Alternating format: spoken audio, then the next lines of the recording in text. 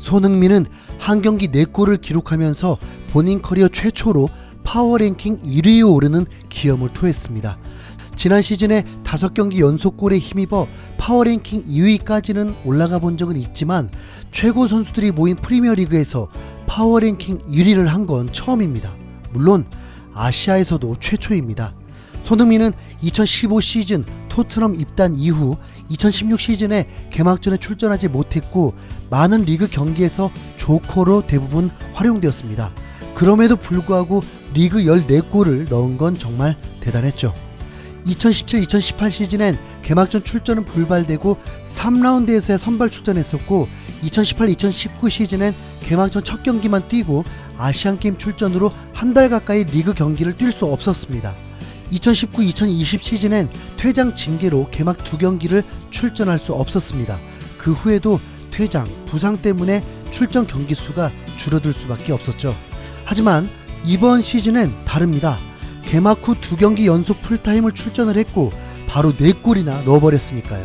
손흥민은 1992년생 29살로 완벽한 전성기로 접어들었고 몸 상태도 매우 좋으며 다른 국제대회가 없기 때문에 토트넘 경기에 집중할 수 있는 상황입니다. 그렇다면 여러분 무엇이 기대가 되나요? 손흥민은 프리미어리그에서 시즌 최다 공격 포인트가 30개입니다. 바로 지난 시즌에 세운 기록이죠. 최다 골은 앞서 언급했듯이 2016-2017 시즌에 14골이고 어시스트는 지난해 12개를 기록했습니다. 또한 챔피언스리그 5골을 넣기도 했습니다. 그런데 이번 시즌엔 이 모든 기록을 더 업그레이드할 수 있는 기회입니다.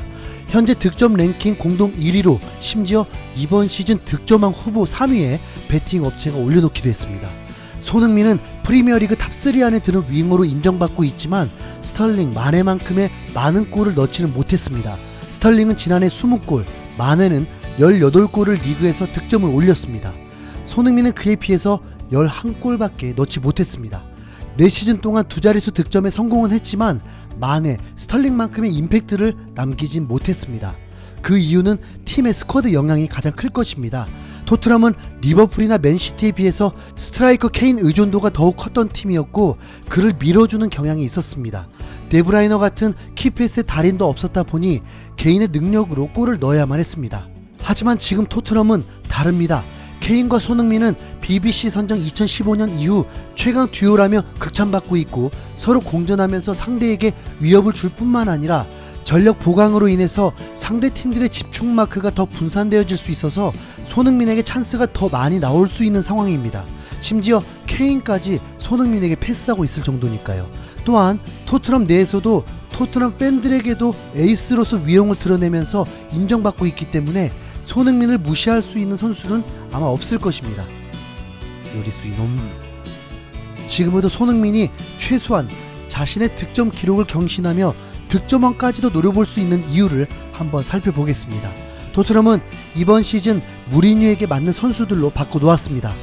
영국의 상징이 될 뻔한 알리를 내쳐버리려 하고 있고 함께 훈련하고 소통하면서 은돈벨라가 몸값을 증명하려는 듯 활용되어지고 로셀소는 단번에 최고의 미드필더로 인정받고 있습니다. 오리에 벤데비스로는 부족해서 도어티와 레길론을 영입하면서 공격적인 수비수로 날카로운 볼을 크로스하거나 공격적인 연계 플레이를 하는 선수를 영입했고 손흥민과 양 날개를 책임질 베일까지 데려온 상황입니다. 베일이 토트넘에서 어느 정도 퍼포먼스를 보여줄지 베일에 쌓여져 있지만 최소한 모우라, 라멜라는 조커 또는 벤치로 전락하게 될 상황입니다.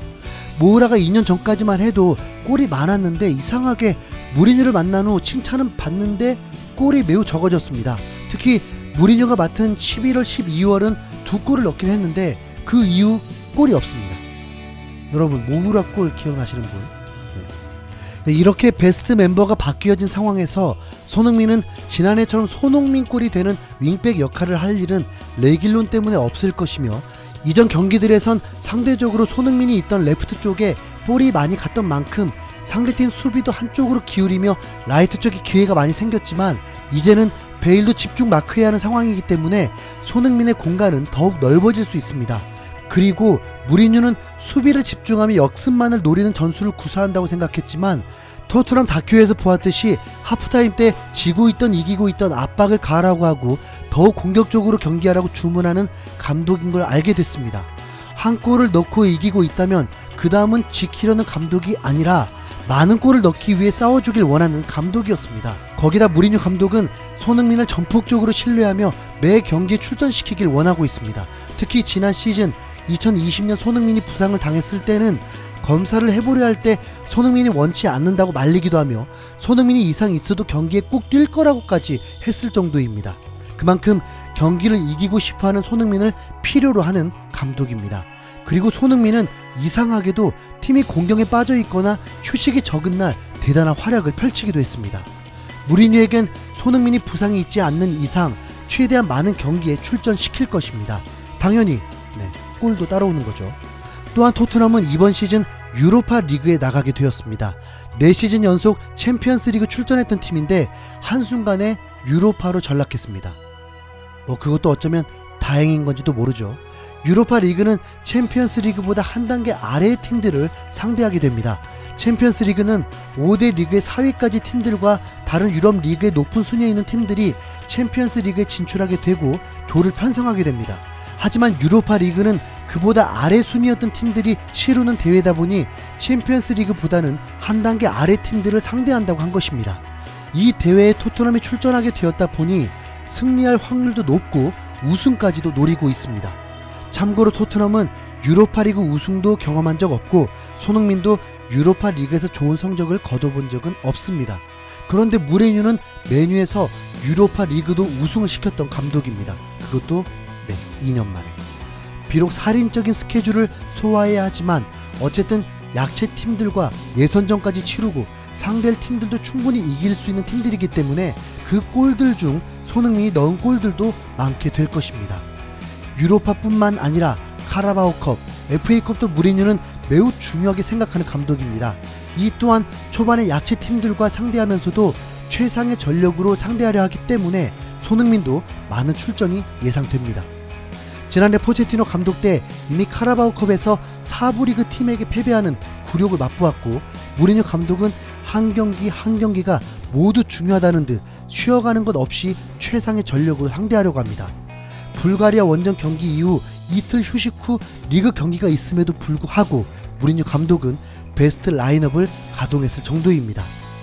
토트넘은 우승 트로피를 원하고 무리뉴 감독은 모든 대회에서 좋은 성적을 내길 원하고 있기 때문에 손흥민을 케인만큼 많은 경기에 출전시키고 싶을 것입니다. 그리고 마지막으로 무리뉴 감독은 코너킥을 전담시키기도 했으며 페널티킥 키커도 케인 다음 2순위가 되었습니다. 솔직히 영국의 상징 케인이 같이 뛰게 될 때 페널티킥을 손흥민이 차게 된다면 아마 바로 팀을 떠난다고 할 것입니다. 그만큼 케인을 넘기는 현실적으로 어렵죠. 하지만 케인이 그라운드에서 뛰지 않게 될 때 페널티킥 상황이 일어난다면 아마 손흥민이 키커가 될 것입니다. 그럼 더욱 득점이 올라가겠죠.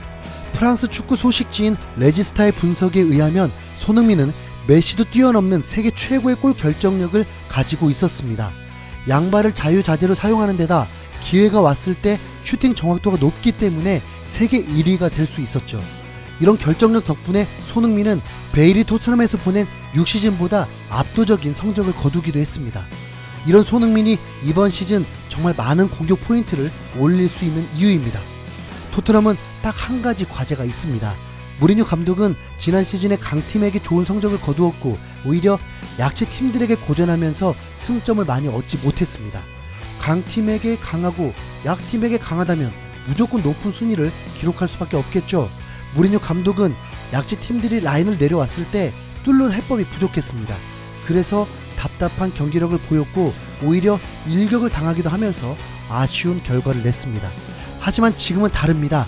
토트넘 처음 와서도 당시 스쿼드를 굉장히 마음에 들어 했는데 더욱 강해져 있으니 본인이 원하는 전술로 약팀에게도 많은 골을 넣을 수 있는 전략들이 세워질 것입니다. 실제로 다큐에서도 무리뉴가 케인과 대화하면서 메뉴의 스쿼드보다 낫다는 걸 강조하기도 했습니다. 이 멋진 스쿼드로 손흥민이 정말 많은 골들로 헤드라인을 장식해주길 바라봅니다. 이제 유로파리그 2차 예선과 뉴캐슬전에서도 이 약팀들을 상대로 파괴력 있는 공격력을 선보이면서 토트넘이 비상하길 바라봅니다. 손흥민 파이팅!